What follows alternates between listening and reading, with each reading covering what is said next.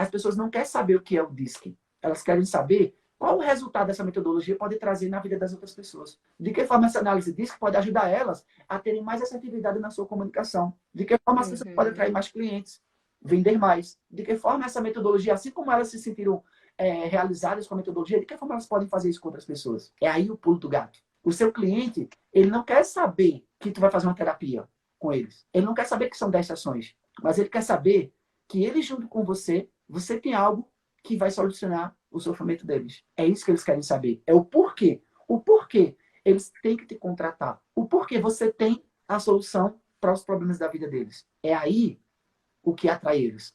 A forma que você vai entregar, aí depois você fala para eles.